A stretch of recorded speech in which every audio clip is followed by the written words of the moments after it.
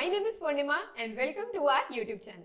आज की वीडियो में हम बात करने वाले हैं कि जावा में वेरिएबल्स क्या होते हैं एंड हम लोग अपने प्रोग्राम में उनको कैसे यूज कर सकते हैं।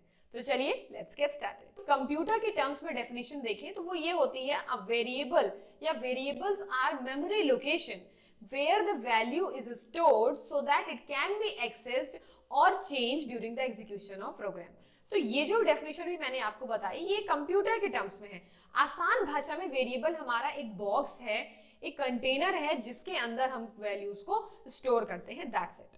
ऑलराइट, अब ये तो बात हो गई वेरिएबल के बारे में। अपने प्रोग्राम में हम वेरिएबल को कैसे यूज करते हैं, यानी कैसे डिफाइन करते हैं।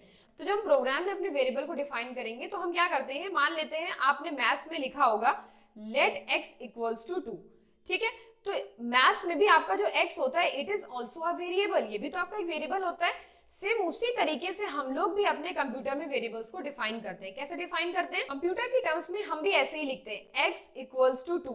अब अपने प्रोग्राम में हम ये भी स्पेसिफाई करते हैं कि ये जो x हमारा वेरिएबल है ये कौन से टाइप की वैल्यू को स्टोर करने वाला है। अच्छा, ये 2 आपको एक इंटीजर वैल्यू दिख रही है, दैट मीन्स इसमें कहीं पॉइंट नहीं है, तो आप इसके आगे लिखेंगे इंट। दैट मीन्स ये जो x वेरिएबल है ये हमारी इंटीजर वैल्यू को स्टोर कर रहा है। ये जो इंट लिखा है वो ये बता रहा है, ठीक है। ये इंट हमें बताता है कि टाइप ऑफ वैल्यू, कौन से टाइप की वैल्यू को आपका वेरिएबल स्टोर करेगा वो ये इंट बता रहा है। आप अगर यहाँ पे आपने डबल लिख दिया दैट मीन्स वो एक पॉइंट वाली वैल्यू को स्टोर कर रहा होगा। अगर आपने वहां पे कैर लिख दिया यानी CHAR लिख दिया दैट मीन्स वो एक कैरेक्टर वैल्यू को स्टोर कर रहा होगा।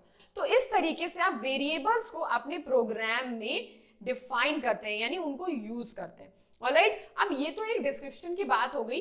अब इस चीज को हम अपने प्रोग्राम में प्रोग्रामेटिकली करके देखते हैं। तो हम आ चुके हैं अपने ब्लूजे की स्क्रीन पे। तो हमें क्या करना है, अपनी नई क्लास को क्रिएट करना है। तो क्लासेस के बारे में आप इससे पहले वाले वीडियो में ऑलरेडी जान चुके हैं, तो यहाँ पे मैं उसको डिस्कस नहीं करने वाली हूँ। तो मैंने यहाँ पर एक जैसे ही एग्जाम्पल के तौर पे मैंने एक नाम लिखा क्लास का एंड एंटर किया। डबल क्लिक करेंगे, उसके बाद हम इस सबको क्लियर करेंगे एंड अपना कोड लिखना यहाँ पे स्टार्ट करेंगे।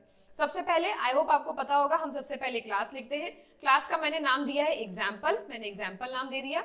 उसके बाद हम मेन लिखते हैं, तो मैंने लिखा पब्लिक स्टैटिक वॉइड मेन, ठीक है। मैंने इतना काम किया। उसके बाद हम क्या करेंगे, अपने वेरिएबल्स को यूज करके देखते हैं। अभी हमने डिस्कस किया था, तो मैंने लिखा इंट a इक्वल्स टू 2, ठीक है। तो मैंने यहाँ पर एक वेरिएबल डिफाइन किया, एक a नाम का वेरिएबल है जिसके अंदर वैल्यू क्या स्टोर है 2। अब हम दूसरा वेरिएबल डिफाइन करेंगे इंट b इक्वल्स टू 3, ठीक है। तो मैंने यहाँ पे एक वेरिएबल a और b ले लिया, ठीक है। अब मैं क्या करूंगी, इन दोनों के सम को मुझे प्रिंट कराना है। तो हम system dot out dot print ln, इसके अंदर अगर हम लिख दें a प्लस b, ठीक है। अब उसके आगे मुझे कुछ थोड़ा सा टेक्स्ट भी चाहिए ताकि मुझे दिखाई दे, तो मैंने लिखा सम इक्वल्स टू एंड फिर मैंने यहाँ ब्रैकेट में ऐसे करके लिख दिया a प्लस b, मैंने ये लिख दिया। तो अब वो क्या करेगा कि सम के बगल में वो जो a और b का जो सम आ रहा होगा जो कि 5 वो प्रिंट कर देगा। तो आई होप इतनी चीजें आपको समझ में आ रही। अभी आप देख सकते हैं मैंने यही चीज आपको बताई थी कि यहाँ पे ये a वेरिएबल का नाम है और जो इंट लिखा है मैंने ये टाइप है कि वो इस टाइप की वैल्यू को स्टोर कर रहा है।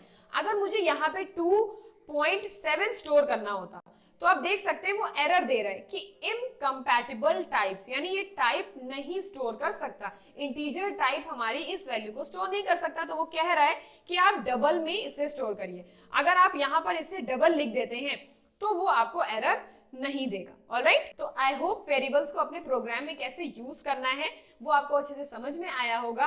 Till then keep learning, keep exploring. मिलते हैं अपने नेक्स्ट वीडियो में।